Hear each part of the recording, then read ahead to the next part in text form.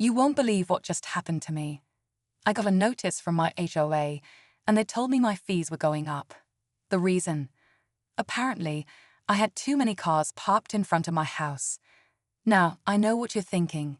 Yeah, that's annoying, but what's the big deal? Well, here's where it gets crazy. What they didn't know is that I own the entire neighborhood. That's right, the HOA had no idea who they were dealing with. Imagine the shock on their faces when they realized they'd just picked a fight with someone who has a stake in everything. They thought they could pressure me into paying higher fees for something as silly as cars in my driveway, but little did they know, I've got a few tricks up my sleeve.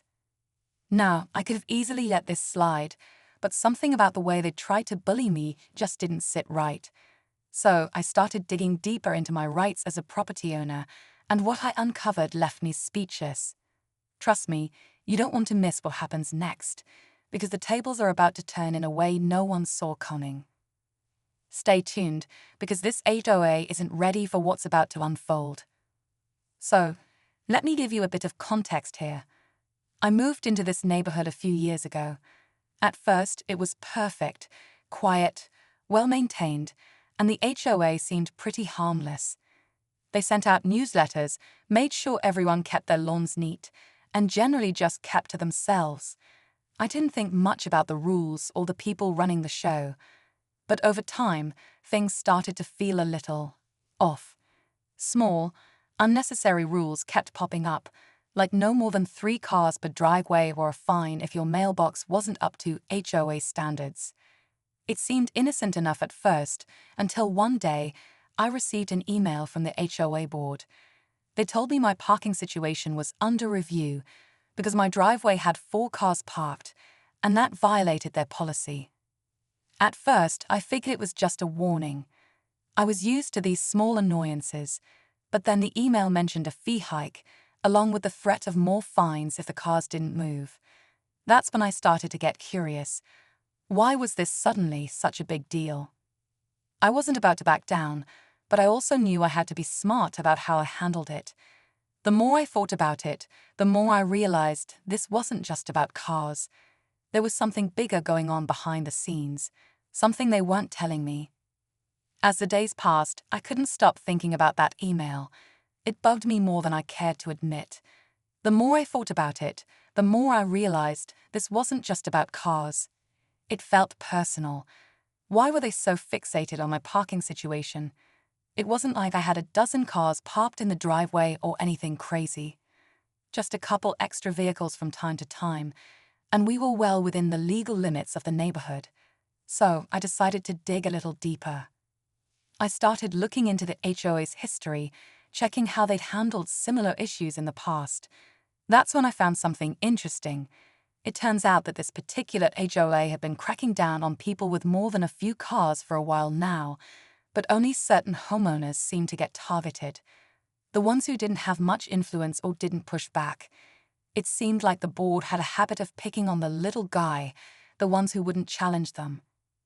That got me thinking, what if this wasn't about the cars at all? What if they were using this as a way to bully people into paying higher fees or selling their homes? Now, the plot thickened. The more I researched, the more I realized the board was made up of a handful of wealthy, influential people in the community, all of whom had ties to the real estate development company that had just put up a huge for sale sign on a nearby plot of land. The dots started connecting, and I had a sinking feeling in my gut. Was the HOA trying to make things difficult for homeowners like me, hoping we'd get fed up and sell out, just so they could profit from the land? But it didn't stop there. A few neighbors, who I thought were just friendly faces, started acting strange. They'd avoid me when I asked about the HOA's tactics or give vague answers about what was really going on behind the scenes. One even mentioned offhandedly that they thought I should maybe just move on if the HOA was becoming too much to deal with. It hit me like a ton of bricks. Were some of my neighbors in on this? Were they part of the plan to push people out? I couldn't ignore the uneasy feeling creeping in. The HOA wasn't just about enforcing rules anymore, it was about power. They had the money, the connections, and the control. and I was starting to feel like I was stuck in the middle of something much bigger than I realized. So, I started looking for people who had been in my shoes.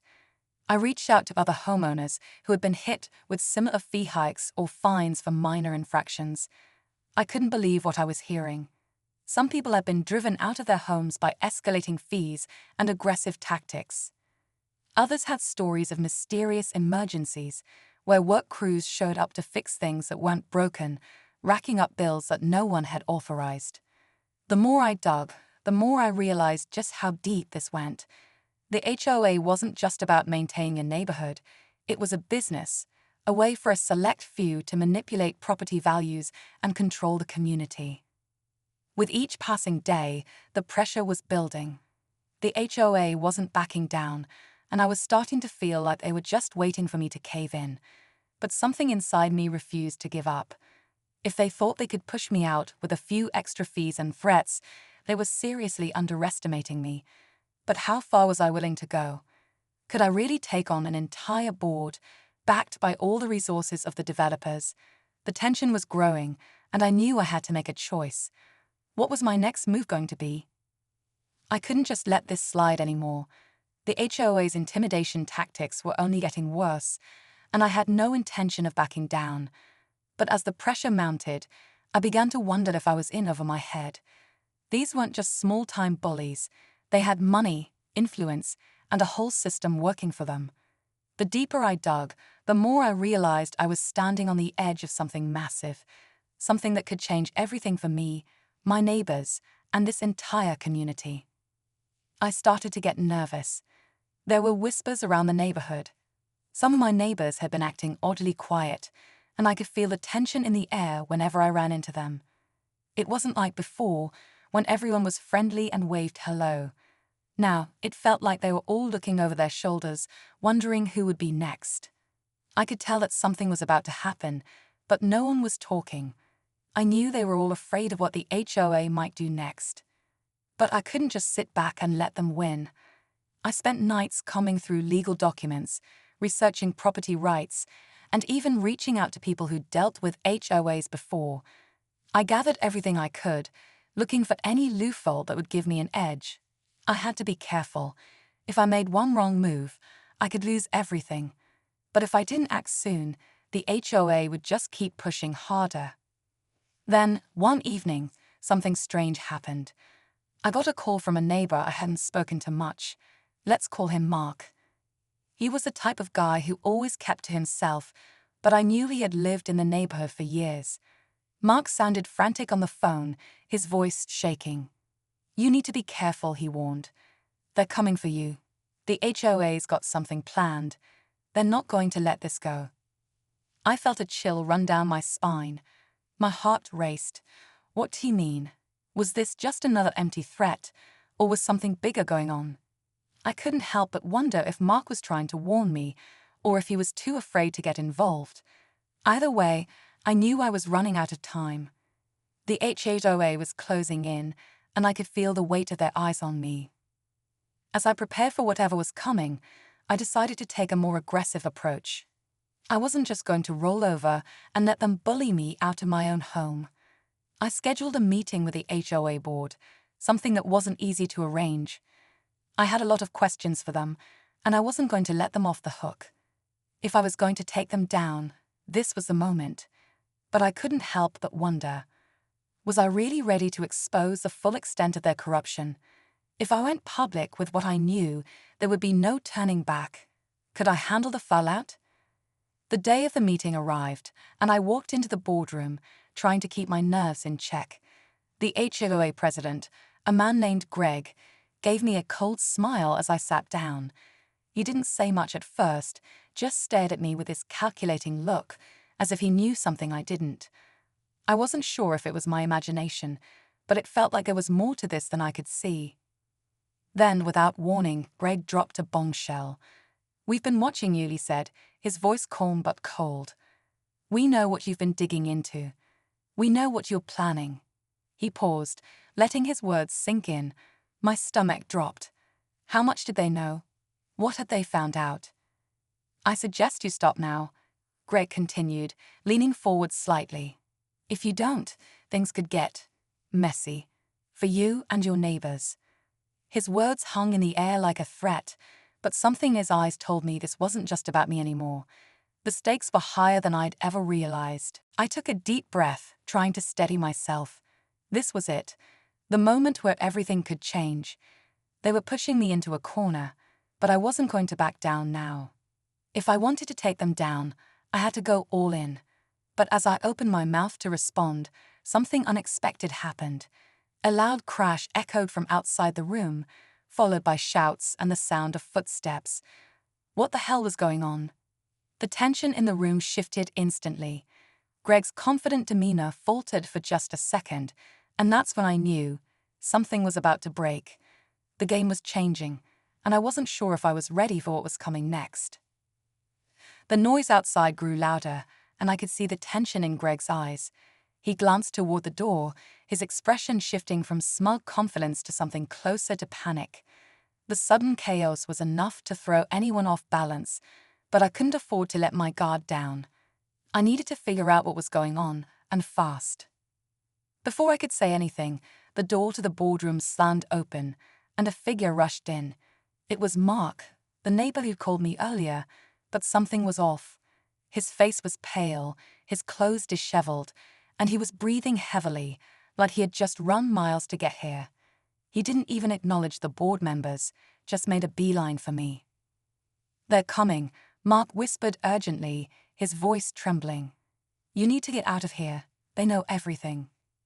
My heart skipped a beat. What did he mean? What had he found out? I tried to make sense of it, but before I could ask, Greg stood up, his expression darkening. "Enough," Greg said, his voice ice-cold. "We've tolerated your gains long enough. If you think you can just waltz in here and make demands, you're sorely mistaken."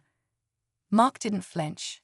Instead, he grabbed a file from his bag and tossed it on the table. The folder landed with a thud, and when I opened it, I felt my blood run cold.